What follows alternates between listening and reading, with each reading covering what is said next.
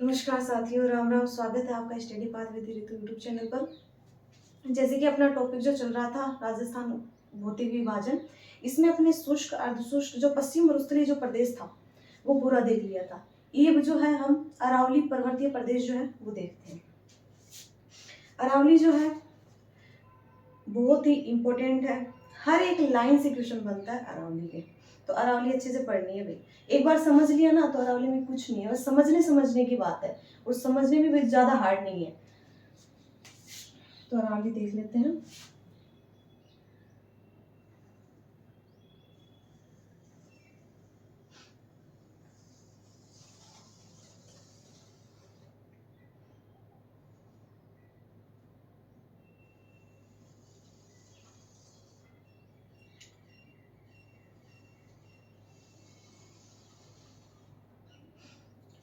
ये है अपनी अरावली पर्वतमाला, पश्चिम मरुस्थलीय प्रदेश, अरावली पर्वतमाला। इधर आ जाता पूर्वी मैदान, और इधर ये वाला जो पार्ट आ जाता है, ये वाला जो पार्ट है ये आता दक्षिणी पूर्वी पठारी प्रदेश। तो अपन अरावली पढ़ते हैं। अरावली में सबसे पहले देखेंगे कि अरावली पर्वतमाला की जो उत्पत्ति है वो कहाँ से होती है। ये मरुस्थलीय प्रदेश है,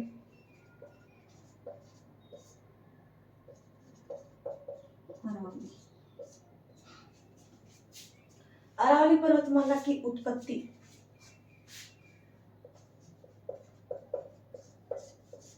होती है गोंडवाना लैंड से।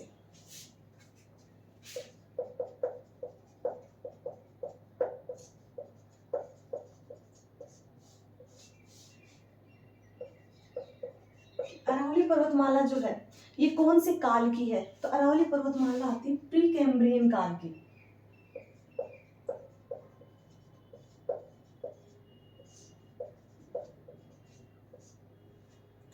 फिर आता है कि अरावली पर्वतमाला गोंडवाना लैंड का भाग है। काल कौन सा, प्री कैम्ब्रियन काल। फिर अरावली पर्वतमाला जो इसकी तुलना ये किसकी समकालीन मानी जाती है, तो इसकी जो तुलना की जाती है अरावली की, वो की जाती है अपलेशियन पर्वत से।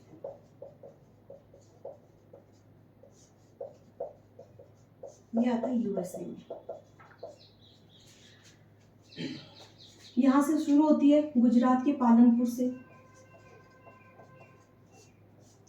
पालनपुर यहां से स्टार्ट होकर, गुजरात के पालनपुर से स्टार्ट होकर राजस्थान, हरियाणा, और फिर ये दिल्ली के रायसीना हिल्स तक जाती है। तो यहाँ तक दिल्ली की रायसीना हिल्स की पहाड़ियां आती हैं। रायसीना की पहाड़ियां पालनपुर से लेकर दिल्ली की रायसीना हिल्स तक इसकी कुल लंबाई जो आती है वो आती है 692 किलोमीटर। यहां से लेकर ये वाला जो पूरा पार्ट है ये आती है 692 किलोमीटर। ये तो अपनी आती है पूरी इसकी लंबाई। फिर अपन देखते हैं कि अरावली पर्वतमाला जो है इसकी भूगर्भिक जो संरचना थी, इसकी जानकारी सबसे पहले किसने दी थी, तो सर्वप्रथम भूगर्भिक संरचना के बारे में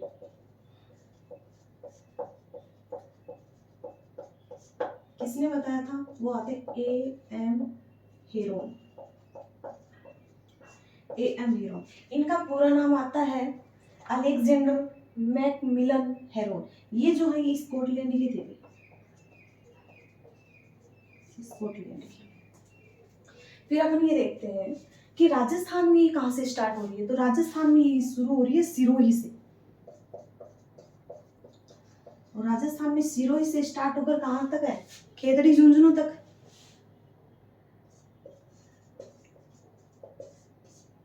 खेतड़ी झुंझुनू तक, तो सिरोही से लेकर खेतड़ी झुंझुनू तक राजस्थान में इसकी जो लंबाई आती है, ये जो लंबाई है ये आती है 550 किलोमीटर। टोटल लंबाई 692 किलोमीटर। राजस्थान में लंबाई 550 किलोमीटर। और इसकी एक औसत और आती है, इसकी जो औसत ऊंचाई है, औसत ऊंचाई पूछी जाती है 930 मीटर। राजस्थान में जो इसकी टोटल लंबाई है, ये कुल अरावली पर्वतमाला की जो टोटल लंबाई इसकी कितनी परसेंट है, तो ये 80% आती है। ये अपनी लंबाई इसकी। फिर अपन ये देखते हैं कि अरावली पर्वतमाला जो इसमें जिले कितने आते हैं। तो अरावली पर्वतमाला के अंदर आएंगे टोटल 13 जिले। यहाँ से स्टार्ट हो जाओ, उदयपुर है, सिरोही है, पाली है, पाली के बाद में राजसमंद है, इधर चित्तौड़गढ़ भी आता है, भीलवाड़ा भी आता है, प्रतापगढ़ भी आता है। फिर ऊपर आते हैं, अजमेर आ जाएगा यहाँ, फिर जयपुर, अलवर, सीकर और झुंझुनू। टोटल लंबाई इसकी ये हो गई। तो ये लिखो, फिर अपना आगे कवर करते हैं। एक आपको अरावली पर्वतमाला जो देख रहे हो, इसको देख के कुछ लग नहीं रहा कि यहाँ से तो ये संकरी है और यहाँ अगर ये फैल रही है, तो एक ये आता है कि इसका जो उत्तरी और जो पूर्वी भाग है ना, ये क्या है, संकरा है, और जो दक्षिणी और जो पश्चिमी भाग है अरावली पर्वतमाला का, वो क्या है, चौड़ा है।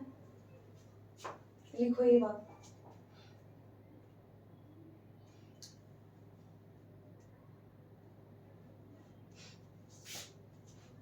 ये देखो, उत्पत्ति गोंडवाना लैंड से हो गई। काल कौन सा है, प्री कैम्ब्रियन काल। तुलना किससे की गई है, अपलेशियन पर्वत आता है यूएसए का, वहां से। फिर अपन देखते हैं कि सबसे पहले अरावली पर्वतमाला की जो भूगर्भिक संरचना है उसकी जानकारी जो है वो किसने दी थी, तो वो आते हैं A.M. हेरोन। इनका पूरा नाम आता है अलेक्जेंडर मैकमिलन हेरोन। फिर इसकी जो टोटल लंबाई है वो 692 किलोमीटर आती है, गुजरात के पालनपुर से दिल्ली की रायसीना हिल्स तक। फिर अपन राजस्थान में देखते हैं तो सिरोही से खेतड़ी झुंझुनू तक 550 टोटल। ये देखें तो 80% तक आ जाता है इसका लगभग भाग, 13 जिलों में है। और ये वाला जो भाग है इसका, ये तो है संकड़ा और ये भाग है चौड़ा। सबसे ज्यादा विस्तार जो है इसका उदयपुर में आता है और सबसे कम विस्तार अजमेर में आता है। तो ये उतार लो एक बार।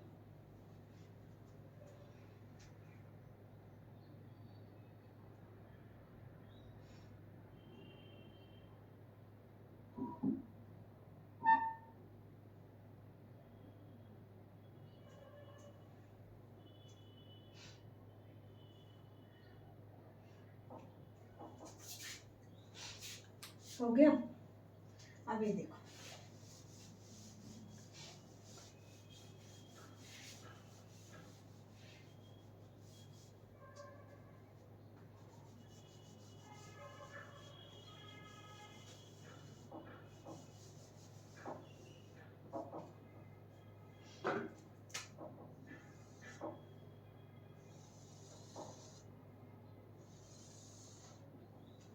अरावली पर्वतमाला जो है ना, इसका विस्तार उत्तर पूर्व से दक्षिण पश्चिम की ओर।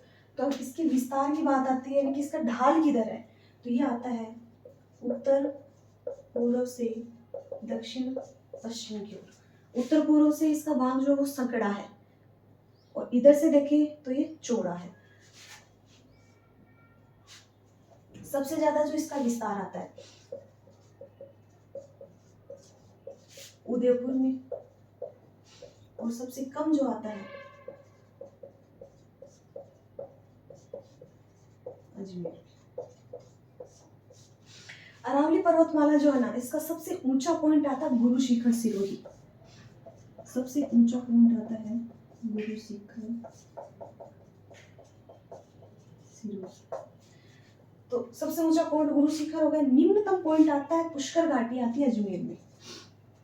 तो निम्नतम पॉइंट, सर्वाधिक ऊंचा पॉइंट,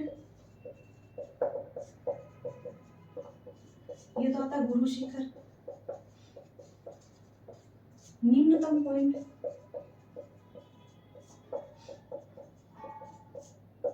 ये आता है पुष्कर घाटी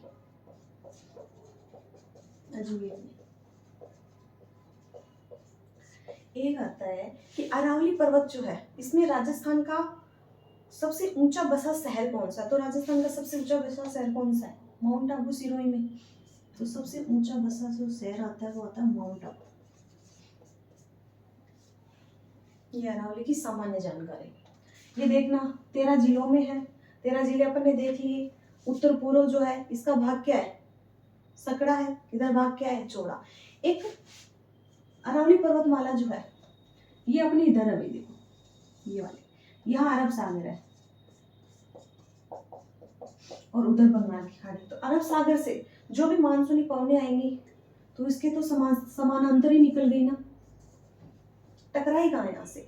एक बार चलो मान लो ये अरावली पर्वतमाला ऐसी थी, अगर ये ऐसे होती तो अरब सागर की जो मानसूनी पवनी होती वो इससे टकराती तो काफी बारिश होती, लेकिन ये इधर है तो इसकी जो मानसूनी पवनी होती है तो ये सीधी निकल जाती है तो बारिश होगी नहीं, तो वो आके जाके वो शिवालिक उत्तराखंड उधर बारिश करती हैं, और ये वाला जो भाग है बिल्कुल सूखा ही रहेगा, और यहाँ से बंगाल की खाड़ी की जो भी मानसूनी पवनी आती है वो इधर टकराएंगी,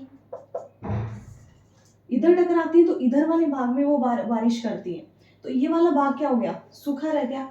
तो ये वाला जो भाग है वो बंगाल की खाड़ी से आने वाली जो भी मानसूनी पवनी है उनके कारण ये वाला भाग तो सूखा ही रह गया, तो इसको अरावली का वृष्टि छाया क्षेत्र कहते हैं, क्योंकि ये भाग अरावली की वजह से सूखा रह गया।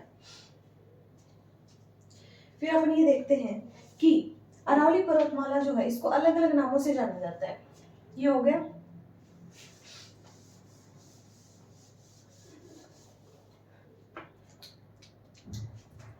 अरावली पर्वतमाला को विष्णु पुराण में क्या कहते हैं, परिपत्र, बूंदी में आड़ावाली, आड़ावली, तो बूंदी में क्या कहते हैं, आड़ावली, उदयपुर आड़ावटा,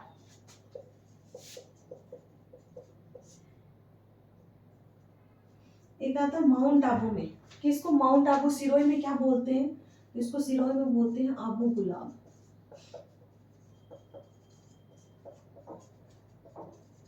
कर्नल जेम्स टोड जो है उन्होंने इनको हिंदू ओलंपस कहा है, तो colonel James Tod Hindu Olympus.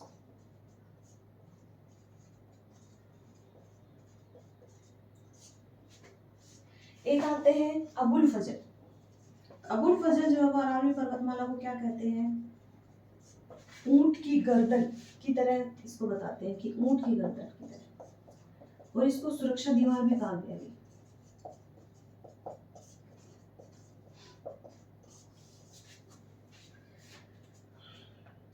यहाँ इनको अलग अलग नामों से जाना जाता है अरावली पर्वतमाला को।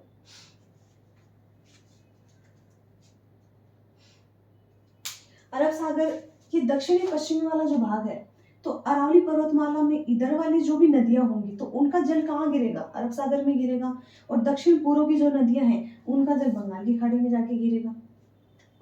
तो ये लिखो, फिर अपन आगे लिखते हैं, और इनको लिख लिया करो, नोट्स खुद के बनाओ भाई, खुद के बनाओगे ना तो ही समझ में आएंगे, ये नहीं कि भाई हाँ मैंने एक बार समझ लिया दिमाग में बैठ गया, नहीं बैठता है, याद रखनी पड़ी तो रिवीजन करना पड़ता है बार बार। तो इसको लिख लो,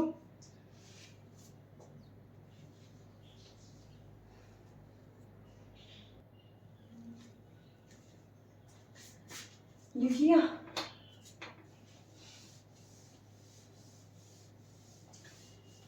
एक है कि अरब सागर जो है उसे अरावली का पिता कहते हैं, क्योंकि अरावली का जो उद्गम होता है वो अरब सागर से ही होता है, तो अरब सागर को अरावली का पिता कहते हैं।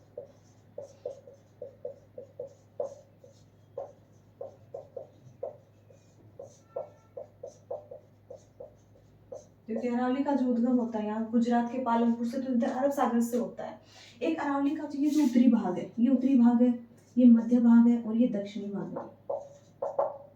तो उत्तरी भाग में और मध्य भाग में तो पाई जाएंगी क्वार्टजाइट चट्टानें,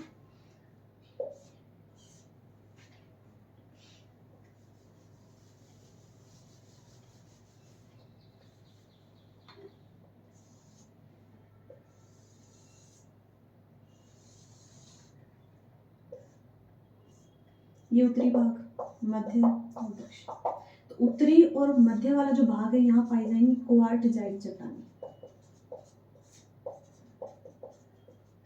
और इसका जो दक्षिणी भाग है यहाँ आग्नेय चट्टानें पाई जाती हैं, और इस इन्हीं चट्टानों के कारण अरावली पर्वतमाला जो है इसमें खनिजों की भरपूर मात्रा में, बहुत ज्यादा खनिज मिलते हैं यहाँ पे। एक 50 सेंटीमीटर वर्षा रेखा और अरावली, राजस्थान को दो भागों में डिवाइड कर रहे हैं। 50 सेंटीमीटर वर्षा रेखा थी, 50 सेंटीमीटर वर्षा रेखा जो है, एक तो अरावली के इधर वाले पार्ट को राजस्थान को दो भागों में बांट दिया, अरावली के इधर का और एक अरावली के इधर का। ये पश्चिम मरुस्थलीय था और इधर दक्षिणी पूर्वी मैदान और दक्षिणी पूर्वी पठार हो गए। एक आती है जो अरावली पर्वतमाला है, ये क्या करती है, राजस्थान को दो भागों में डिवाइड कर रही है। इधर तो पश्चिम मरुस्थलीय प्रदेश यानी मरुस्थलीय भाग हो गया और उधर गैर मरुस्थलीय भाग हो गया। तो ये 50 सेंटीमीटर वर्षा रेखा और अरावली राजस्थान को दो भागों में डिवाइड करते हैं। एक आता कि अरावली पर्वतमाला जो है इसकी समानांतर जाने वाला जो NH है वो आता 48 और इसका पहले नाम था भाई 8, अब इसका नया नाम हो गया 48। फिर ये देख लिया कि अरब सागर से आने वाली जो भी मानसूनी पवनें हैं वो अरब सागर के समानांतर निकल जाती है, तो बारिश वैसे ही नहीं होती है यहाँ पे।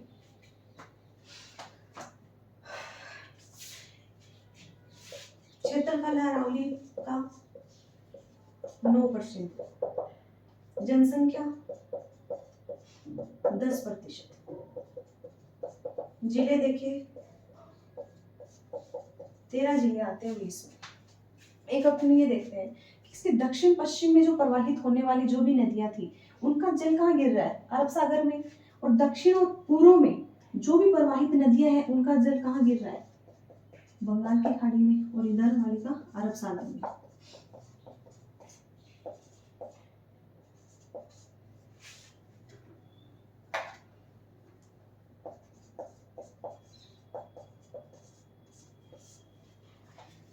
एक अरावली पर्वतमाला जो है इसका उत्तरी अक्षांश और देशांतर में विस्तार दिया गया। अभी देखो कई बुकों में तो मैंने नहीं पढ़ा था, लेकिन एक बुक में मेरे को ये मिला, तो ये इम्पोर्टेंट चीज है। क्या होता है कि कभी कभी एग्जामिनर का ना दिमाग खिसका ही रहता है, तो क्या पता वो दे दे और क्या पता वो नहीं दे, लेकिन अपन तो अपनी सहूलियत के लिए लिख लेते हैं कि अरावली पर्वतमाला है वो अक्षांश में कहाँ स्थित है और देशांतर में कहाँ स्थित है। तो इसका अक्षांश में विस्तार आता है कि अक्षांश व देशांतरी विस्तार में इसको देखते हैं। तो इसका अक्षांश से जो विस्तार आता है वो 23 डिग्री 20 से, उत्तरी अक्षांश से ये 23 डिग्री 20, यहाँ 23 डिग्री 30 से यहाँ से स्टार्ट हो रही थी, तो यहाँ सिरोही से मान रहे हैं अक्षांश, यहाँ से अक्षांश इसका 23 डिग्री 20 से लेकर 28 डिग्री 20 तक इसका विस्तार है। तो यहाँ अपने 30 था, वहाँ 23 से 30 ही तो है, तो यहाँ 28 तक ये सिरो झुंझुनू तक इसको मान रहा है, तो सिरोही से झुंझुनू तक इसका अक्षांश में विस्तार बताया गया। तो ये आता है 28-20 तक, 28 डिग्री 20 एक्सेस उत्तरी अक्षांश, और देशांतर 69 डिग्री से स्टार्ट था यहाँ पर, तो ये 72 से मान रहा है, यानी कि यहाँ इस वाले पार्ट में देशांतरी में आता है इसका 72 डिग्री 2 से 72 डिग्री 10 डिग्री पूर्वी देशांतर से यहाँ तक आता है इसका 77 डिग्री तक पूर्वी देशांतर तक। इंपोर्टेंट लगा लेना क्योंकि ये पूछा नहीं गया अभी तक और पूछ सकते हैं। और अरावली पर्वतमाला की तो लाइन लाइन में क्वेश्चन है, लाइन लाइन में क्वेश्चन, तो ये उतारो।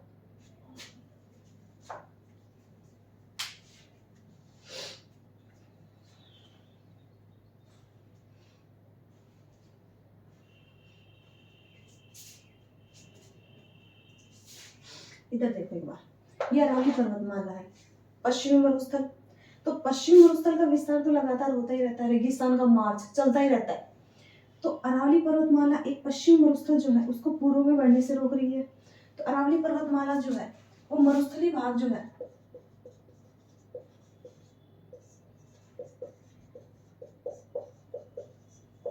पूर्व में बढ़ने से रोक रही है,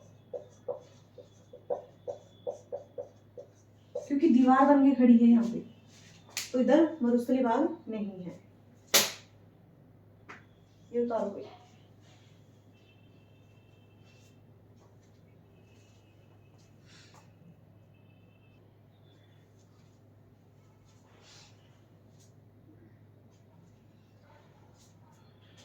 लिख लियो। मैप बना के साथ के साथ समझता जाओगा ना तो समझ में बहुत अच्छा, और एक बार समझ में आ गई ना तो समझ ले, बार बार माथा पची करने की जरूरत ही बने। ठीक है,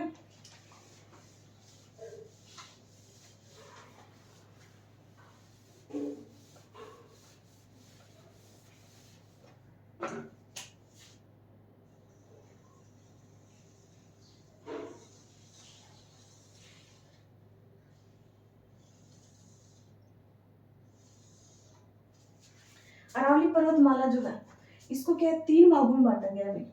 एक तो ये हो गई उत्तरी अरावली, एक होगी मध्य अरावली और एक आती दक्षिण।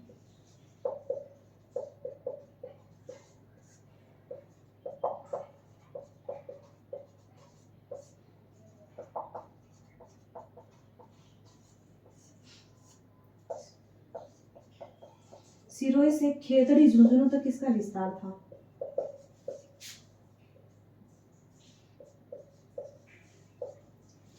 उत्तरी अरावली खेतड़ी झुंझुनू से सांबर जयपुर तक इसका विस्तार है। खेतड़ी झुंझुनू से सांबर जयपुर तक। उत्तरी अरावली खेतड़ी झुंझुनू से सांबर तक इसकी औसत ऊंचाई जो है ये आती है 450 मीटर। जिले झुंझुनू हो गया एक तो, सीकर, जयपुर, दौसा, अलवर और नागौर का कुछ भाग आता है इसमें। तो एक तो ये देखो विस्तार आता है इसका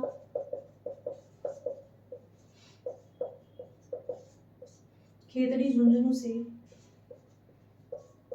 सांबर जयपुर तक। औसत ऊंचाई यहाँ की जो ऊंचाई है टोटल उत्तरी अरावली की 450 मीटर। जिले हो गए झुंझुनू, सीकर, अलवर, जयपुर, दौसा और नागौर का कुछ भाग आता है। ये उत्तरी अरावली में जिले आते हैं। फिर अपन ये देखते हैं उत्तरी अरावली का और मध्य अरावली का। हमने ये देखा था कि क्वार्ट चाय की जो चट्टाने हैं उनसे निर्मित है। तो उत्तरी अरावली में कौन सी चट्टाने हुई? क्वार्टजाइट। और दक्षिणी अरावली में अपन ने देखा था अग्नि चट्टाने हैं। एक ही देखो अरावली की जो पहाड़ियां हैं इनको शेखावाटी जो क्षेत्र है इसमें मालखेत व पालखेत की पहाड़ियां जो है वो कहते हैं। तो अरावली की पहाड़ियां जो है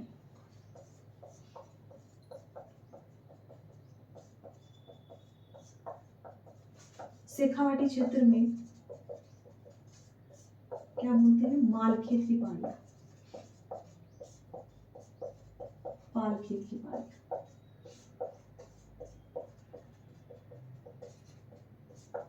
ये उत्तरी अरावली। फिर अपन इसकी चोटियों की बात कर लेते हैं। ये लिखो, फिर चोटी लिखवाते हैं। इसकी मान 7-8 चोटियां मोस्ट है वो देख लेते हैं। पूछ लेते हैं भाई चोटियों का मिलान करना कि चोटी दे दी। जैसे रघुनाथगढ़ सीकर है 1055 मीटर, रघुनाथगढ़ दे दिया, उसके आगे जिला दे दिया, खो दे दी, भोजगढ़ दे दिया, ऐसे जिले दे दिए। एक इनकी ऊंचाई भी पूछ लेते हैं तो अपन ऊंचाई भी लिखेंगे साथ के साथ। तो ये लिख लो।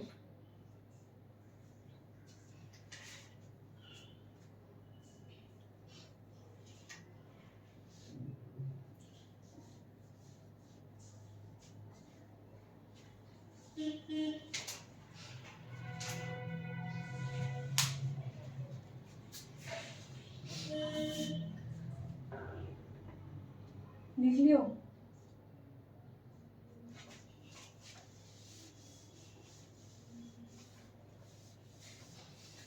चोटियां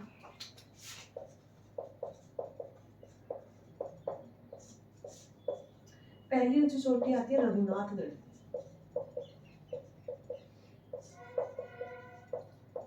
सीकर। रघुनाथगढ़ सीकर 1055 मीटर आती है। ये आती है सीकर में। एक आती है मालखेत, ये भी सीकर में है भाई, और इसकी आती है 1052 मीटर। तीसरी आती है लोहागढ़, ये झुंझुनू में आती है।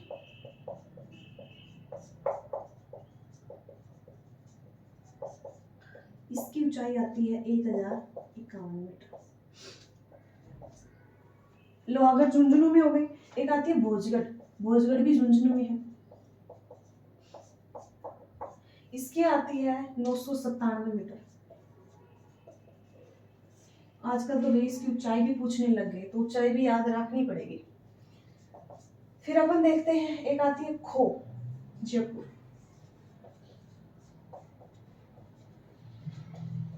खो जयपुर में आती है, इसकी आती है 920 मीटर।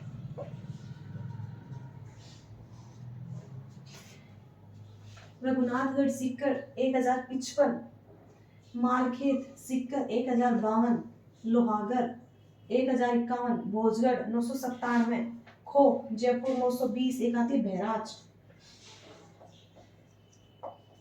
बहराज आती है अलवर में।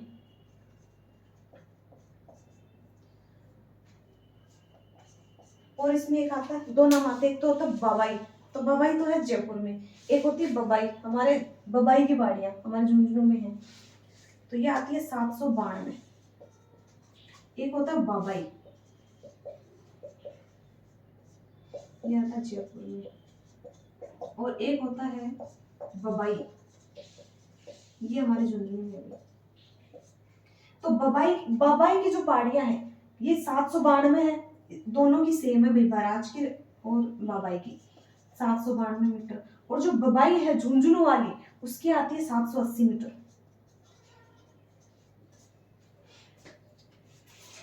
ये देखो चोटी,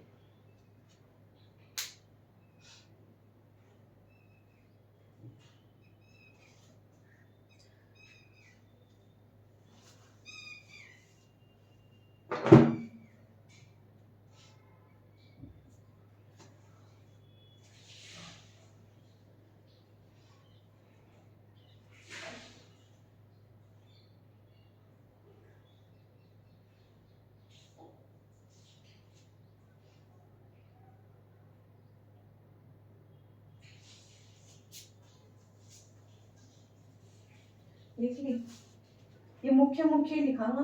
और एक एक दो और लिख देना भाई, कि एक आती है बिलाली, बिलाली आती है अलवर में।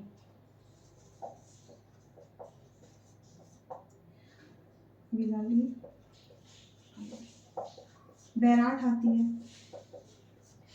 जयपुर, बैराठ की आती है 704 मीटर। इसके बाद में एक मालखेत की भी आती है, जयगढ़ जयपुर में आती है, एक आता है भानगढ़, ये अलवर में आती है।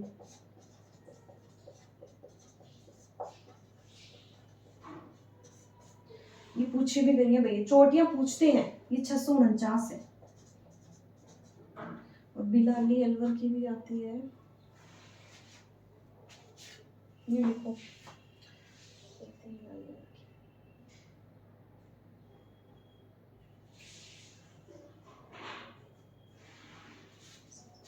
तो इसकी 775 है। ये है उत्तरी अरावली की प्रमुख चोटी। रघुनाथगढ़ सीकर, मालखेत 1052, लोहागढ़ 1051, भोजगढ़ 997, झुंझुनू में है खो जयपुर 920, बहराज अलवर 792।